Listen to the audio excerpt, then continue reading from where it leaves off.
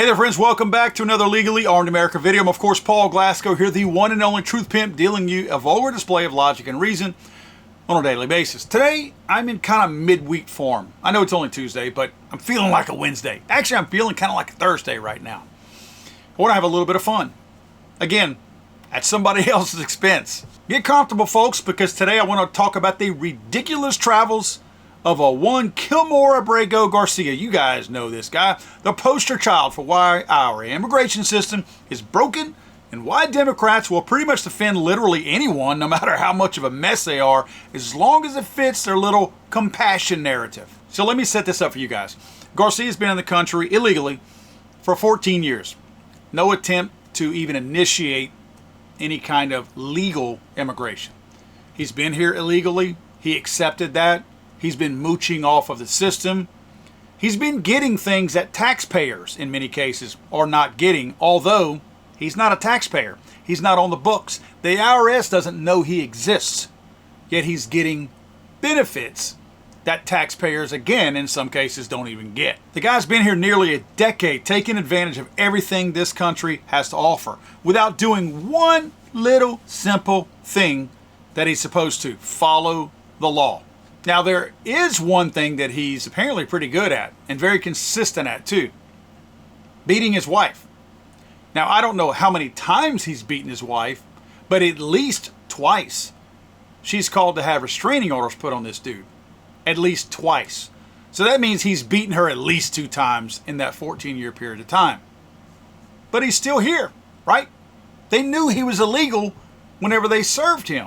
Yeah, this dude's claim to fame isn't hard work or contribution to this great nation. It's actually domestic violence. Nice one, Garcia. Breaking down all those barriers. And yet, the Democrats will tell you he's just a victim of circumstances. Because apparently abusing women now falls under the left's definition of cultural differences. But there's a bit of a twist in this story, because this guy's been fighting deportation for a few months now, right? Remember, this is all gone through the news.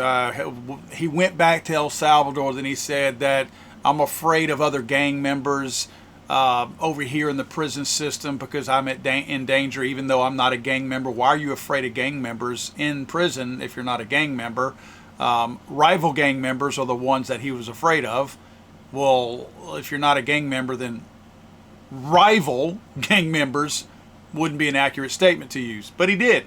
Of course, he came back, and you can only imagine the little smug look on this dude's face as he thought he was beating the system in the big, mighty United States.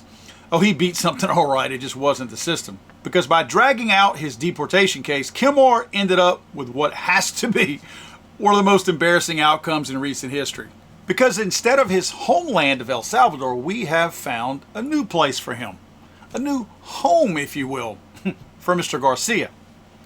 You see, there's a spot on the other side of the planet that we found that might just fit him perfectly. Probably still has that tropical equator-ish type of climate there that he's going to be used to. Probably some other things he's going to get used to, like a crap hole part of the country. But there's more. That's right, Mr. Garcia is going to Uganda. That's right, ladies and gentlemen.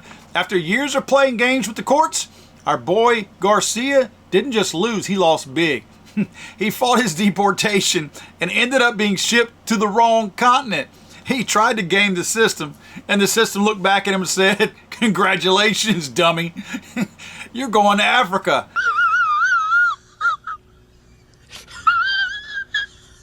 And here's the part that I find the most humorous.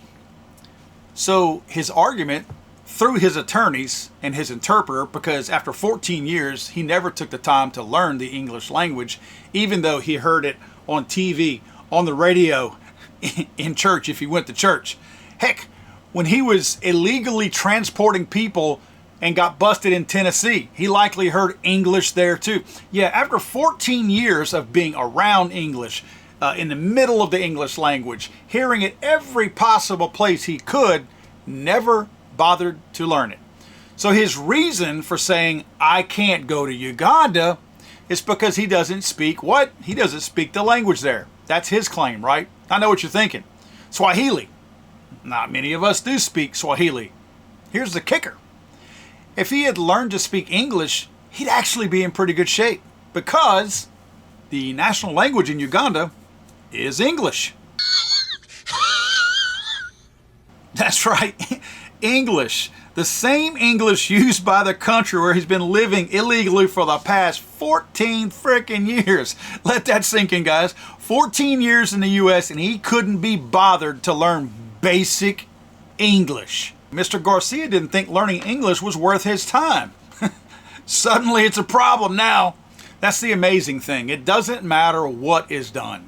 Donald Trump can do anything, and it's going to be a bizarro world where the left will take the opposite side of it.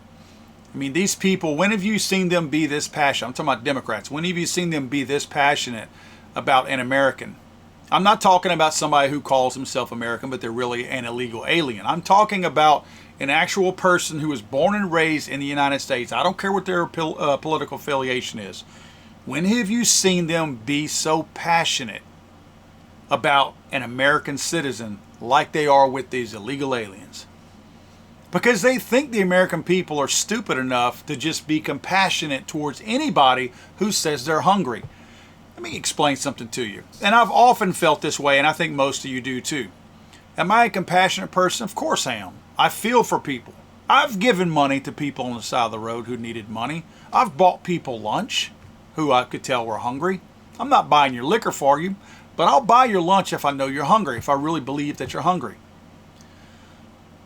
I have this firm belief that as long as one child goes to bed hungry in the United States, I don't want one penny of my money feeding or housing any illegal alien out there. And I'm unapologetic about that. I do not care what anybody thinks of me, how hard or cold somebody thinks that I am.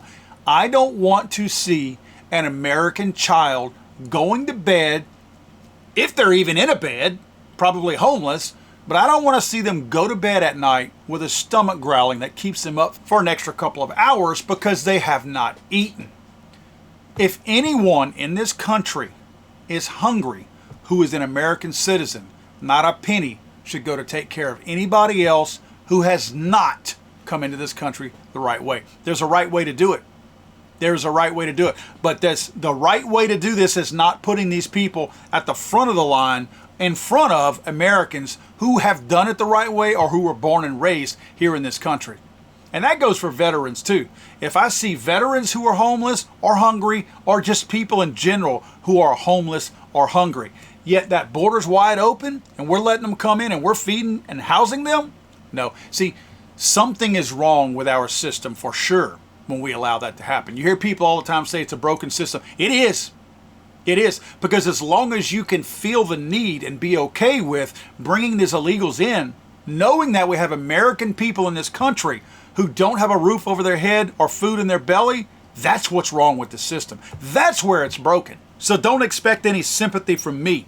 Don't expect me to cry for you. Mr. Garcia is not the victim here.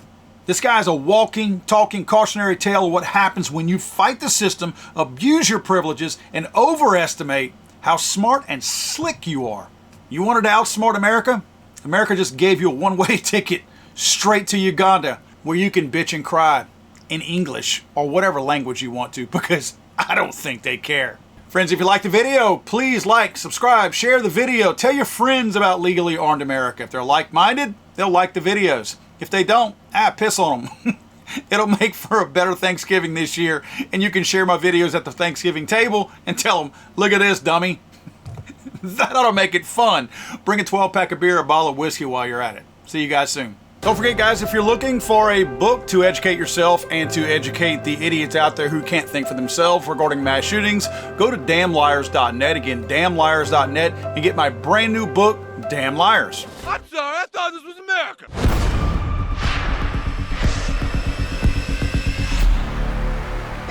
It's hanging around.